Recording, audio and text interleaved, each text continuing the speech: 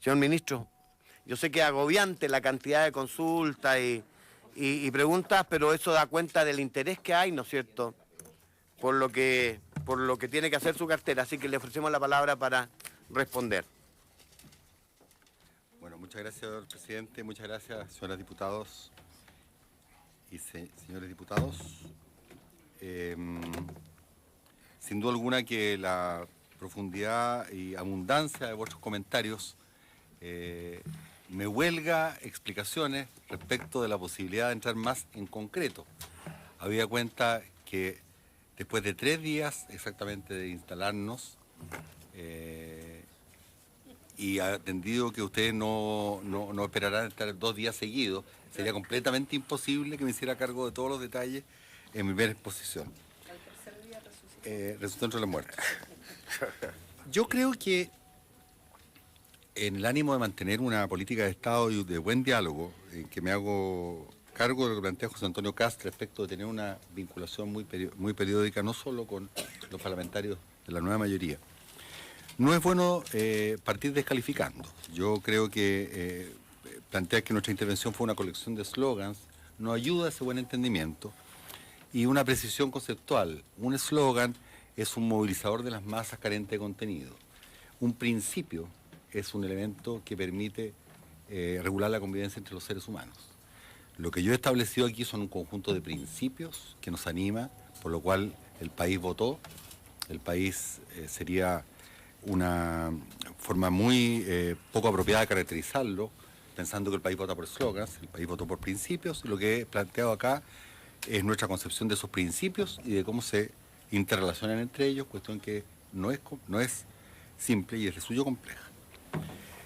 Tampoco he planteado, en honor a la lógica, que el tema del lucro, de la segregación y del copago sean elementos que no digan relación con la calidad, en relación a lo que planteó el diputado Gutiérrez. Dije que eran condiciones necesarias, pero no suficientes. Eso. Cuestión que desde el punto de vista de la lógica no entraña que sean independientes. Lo que estoy diciendo, porque a nosotros nos anima un propósito de seriedad, es que sabemos y nos hacemos cargo que incluso eliminando esos 3 elementos no vamos a haber solucionado el conjunto del problema, lo que no significa no haber solucionado parte del problema. Y abundo sobre el particular. Todos los estudios empíricos que se han hecho para Chile señalan de manera robusta que cuando se controla por el capital sociocultural de los estudiantes, los colegios con lucro no han entregado mejores puntajes que los colegios sin lucro o que los colegios sin copago. Si usted a eso añade la diferencia obvia de que los colegios con lucro y con copago cuestan más que los colegios particulares subvencionados, usted podrá llegar a la conclusión irredarguible de que el dinero adicional que han pagado las familias no ha tenido valor agregado de ninguna especie.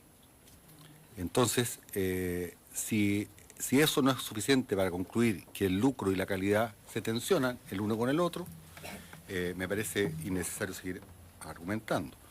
La evidencia en neurociencias señala con entera claridad que la segregación o la discriminación perjudica el rendimiento medio de una clase, toda vez que los niños más motivados y con mejor rendimiento no se perjudican con el convivir con los niños menos motivados y con peor rendimiento, en tanto los niños con peor rendimiento y menos motivados sí se benefician al compartir con los niños con mejor rendimiento y más motivados, de lo que se deduce lógicamente que el segregar es una forma ineficiente o que perjudica la calidad. Por tanto, el dejar de segregar es un elemento que aporta a la calidad. Efectivamente, nosotros tenemos que no hay segregación en los colegios hasta sexto, pero si usted sabe, de séptimo para adelante sí se puede hacer los exámenes de ingreso y se puede segregar, y en la práctica sí se segrega mucho y es necesario,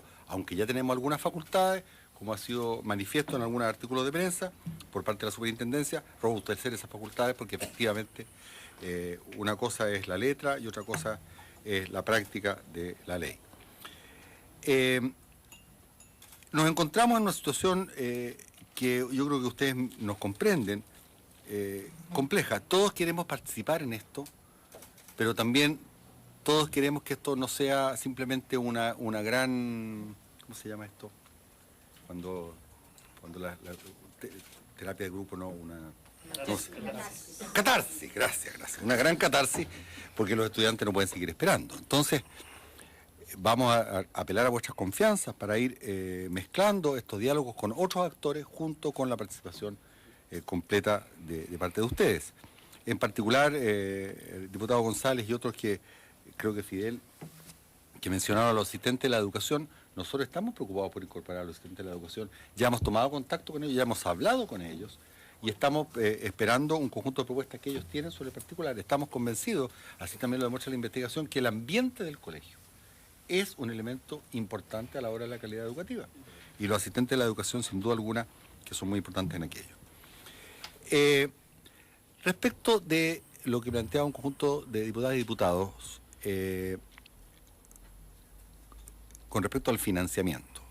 Y aquí si tengo algún dejo de economía o economicista, como dirán algunos, me disculpan, pero ha sido mi actividad por una vida.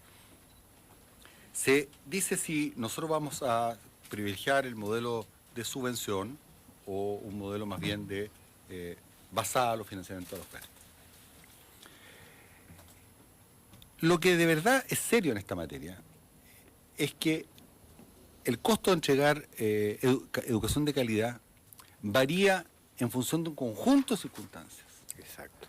Si yo me voy a la esquina de solo considerar subsidio a la demanda por matrícula o por asistencia, estoy diciendo, y aquí discúlpenme el economicismo, que en la educación solamente hay costos variables que varían con el número de estudiantes. Eso no es correcto, porque la educación también tiene costos fijos, que no dependen del número de estudiantes, que dependen del componente sociocultural del estudiante, que depende de la región, que depende de la lejanía, que depende de un conjunto de otras cosas.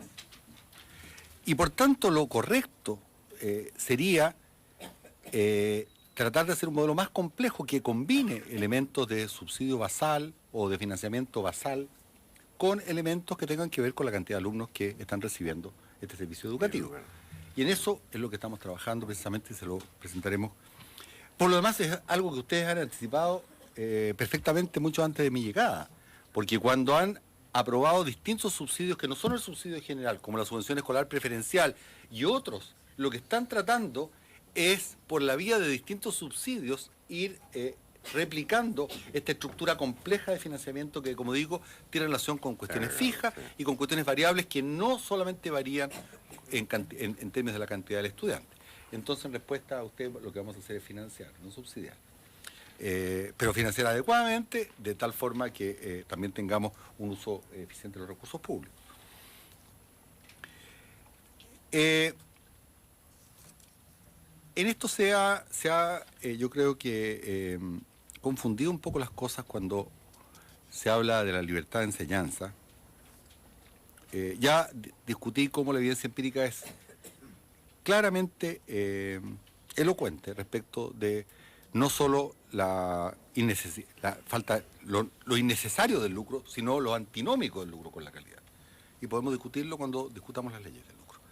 Sino que se ha hablado que esto es la libertad de enseñanza. Para nosotros, y lo vamos a proteger absolutamente, lo ha planteado la presidenta, la libertad de enseñanza es absolutamente necesaria. Lo que no es lo mismo que la libertad de emprendimiento económico. Exacto. Para obtener ganancias con la enseñanza. Son cosas completamente distintas. Una es una libertad civil, la otra es una libertad económica. Y lo que el mundo desarrollado ha establecido casi de manera consensual es que en la educación la libertad de emprendimiento o el proveer educación a través de la motivación del lucro, que es muy importante en todas las otras áreas de la economía, no es un buen incentivo, no es un buen esquema. En Estados Unidos existen apenas unas pocas universidades con fines de lucro que los últimos informes de la Cámara de Diputados de Estados Unidos han mostrado que hay que cerrarlas por lo malas. esa es la realidad del mundo occidental, del mundo desarrollado al que queremos parecer. Nosotros estamos, desgraciadamente, atrás en esto. Y eso creo que es demasiado evidente, salta a la vista. Con todo, Chile es un país con una tradición pluricultural, pluriconfesional, pluralista, y a diferencia, y lo voy a decir con todas sus palabras, a diferencia de lo que es la norma en la mayoría de los países desarrollados, donde la educación pública cubre virtualmente el 100% de la matrícula y no es confesional, Yo he vivido 12 años de mi vida en países desarrollados, mis hijos fueron a las escuelas públicas y las escuelas públicas no eran confesionales. Chile tiene una tradición cultural de diversidad y pluralidad, y a nosotros nos parece que la libertad de enseñanza y que las familias puedan escoger, además de una educación pública laica, una educación que respete su particular sistema de creencias de la familia, religiosa u otras, es fundamental, forma parte de nuestra constitución como nación.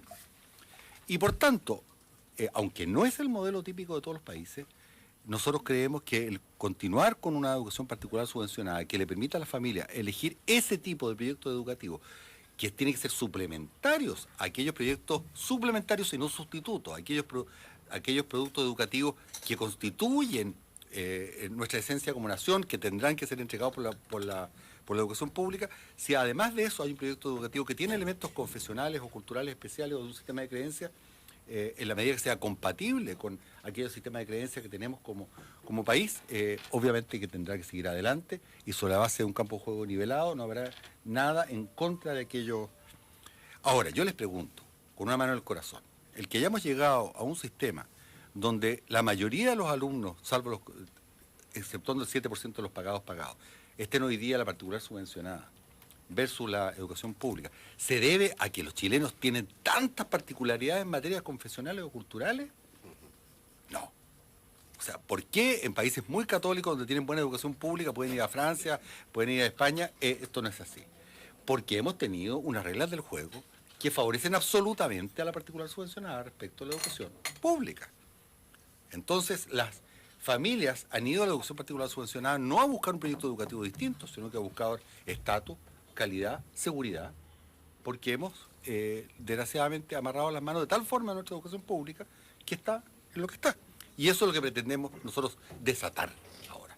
Y volver a la educación pública en el sitial nacional, ciudadano y republicano que tiene que tener. No son eslogans, son principios. ¿Significa eso que nosotros nos vamos a desentender más allá de lo que sea la educación estatal o subvencionada? No. Y aquí se ha dicho. Aquí puede haber también educación privada, tanto en el ámbito secundario como en el ámbito terciario.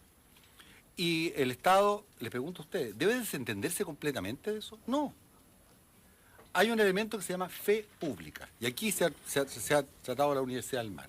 ¿Le da lo mismo a los chilenos que en cualquier momento una universidad se cierre como una fábrica de salchicha? Y en la eventualidad de la salchicha, y no estoy pensando en los trabajadores, si las salchichas están a medio de hacer o terminadas, la verdad las cosas es que le importa bien poco al resto de los chilenos.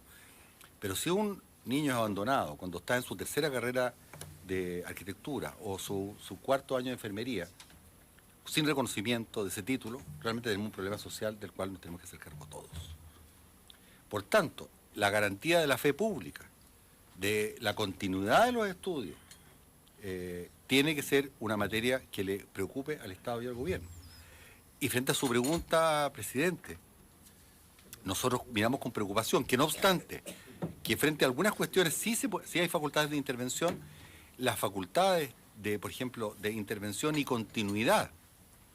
Y discúlpenme aquí, yo sé que a algunos les va a caer mal el paralelo, pero carezco de uno mejor. ¿Ustedes se podrían imaginar que de la noche a la mañana la superintendencia de bancos cerrara un banco? ¿Qué es lo que ocurriría inmediatamente si eso hacía caerse? Hay una corrida bancaria. La gente dice, no puedo sacar mi plata de la caja, entonces seguro que este banco le debe al banco al lado, y el banco al lado entonces se van todos, tienen que cerrar una corrida bancaria. Por eso hace mucho tiempo que en las cuestiones que resguardan la fe pública está la facultad del Estado para intervenir y garantizar la continuidad del giro mientras no se puedan, ¿cierto?, liquidar o concluir los compromisos ya adquiridos. Y sobre esto, presidente, le digo, nosotros vamos a trabajar con gran celeridad porque sabemos que tenemos algunas papas calientes entre manos y queremos que el Estado sea responsable. El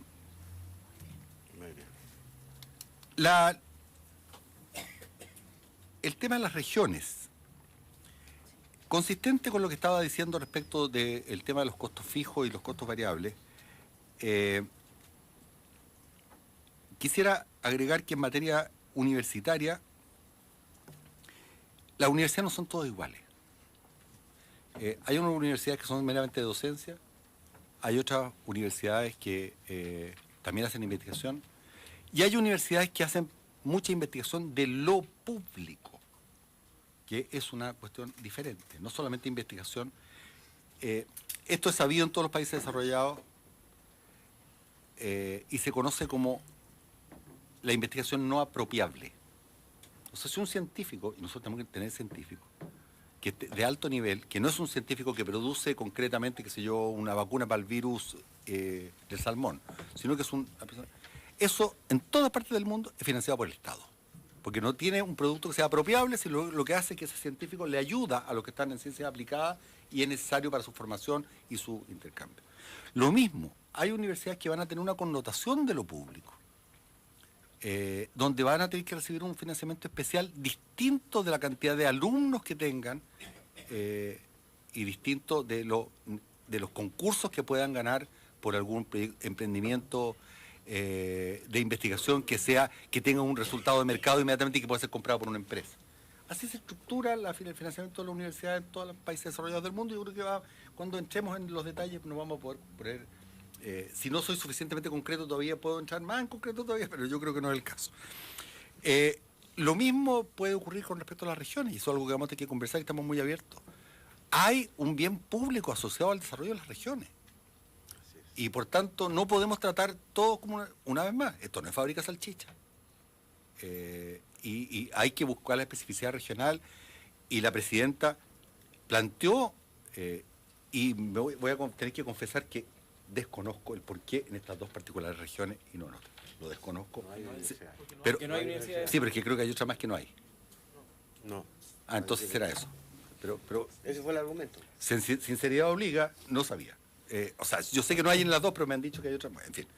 Pero justamente lo que estamos tratando es de generar en cada realidad específica unas ciertas capacidades, y yo creo que en eso vamos a estar todos de acuerdo. Respecto a la gradualidad y la gratuidad, no tengo en este momento los itinerarios precisos de la gradualidad, de cuán rápido se va a acabar el copago. Entre otras cosas, porque como les he planteado, nosotros necesitamos reformular el modelo de financiamiento. Como no todo va a ser subvención general o subsidio a la demanda, el cómo vamos a ir eliminando al copago en función de la inyección de recursos públicos, lo que sí les puedo decir es que tal como vamos a exigir las mismas cuestiones a los colegios particulares subvencionados en materia de fe pública, vamos a otorgar las mismas facilidades. Obviamente no estaríamos borrando con el codo lo que escribimos con la mano si decimos estamos por una provisión mixta, pero después damos ciertas condiciones a uno que le quitamos a los otros, eso es evidente. Pero exactamente el itinerario del fin del copago no es algo que estoy en condiciones de decirlo ahora. Y la gradualidad en la universidad es algo que ya está dicho en el programa, el 4 y 6, por tanto voy a repetir. 70% en los 4 años, 100% en los 6. ¿Cuánto debe ser el subsidio? ¿A qué aspiramos en el subsidio en el mediano plazo, digamos? Lo preguntó José Antonio Cast. Hay distintos estudios. Me da un poquito de miedo decir cifras porque las van a ser exigibles, pero son claramente más altos que el de hoy día. Ahora, quizás todos estábamos pensando que en el modelo subsidio a la demanda, tanto a los sostenedores municipales como a los otros, todo iba por la vía de la subvención general. En un modelo más mixto hay que sumar todas las distintas formas de inyección, pero todavía nos queda, por así decirle. Y uno de los compromisos que tiene la presidenta es que conforme vayamos disminuyendo los copagos, no se afecte a la calidad de educación de los niños que están yendo a colegios con copago. Por tanto, raya para la suma, lo que se vaya subiendo, aunque no sea directamente por subvención, sino que puede ser por otro lado, es más o menos lo que se va a poder ir bajando el copago a objeto que se mantenga esa calidad. Evaluación docente, sin duda alguna que cualquier mejoría de la carrera funcionaria tiene que llevar como correlato una mejor evaluación docente. Y ya hay bastante investigación hecha, y nos están ayudando gente muy experta, respecto de cuáles de los elementos de la evaluación docente son buenos predictores o no del valor agregado del profesor. Donde están básicamente lo que se llama el portafolio y lo que se llama también sus capacidades docentes. O sea, el conocimiento específico de la capacidad docente. Hay otras cosas como los años de antigüedad y otras cosas que ustedes saben que no parecen marcar mucho a la hora de generar valor agregado, y por tanto vamos a tener una conversación con el Colegio de Profesores que esperamos llegue a buen puerto, que ustedes sancionarán, para poder tener de un lado incentivo y de otro lado, ¿cierto?, obligaciones. Deberes y derechos tienen que estar juntos. El tema de deudores Corfo que plantea el presidente es un tema que de momento está en el Ministerio de Economía, por tanto tenemos que cruzar información, llevamos 3 días, la próxima vez con seguridad tengo la carpeta al día. Y creo que con seguridad me olvidé de varias de las cosas planteadas, pero por lo menos traté de ir a las cosas más gruesas. Gracias, presidente. No sé, Valentina, si usted quiere agregar. Muchas gracias, señor ministro.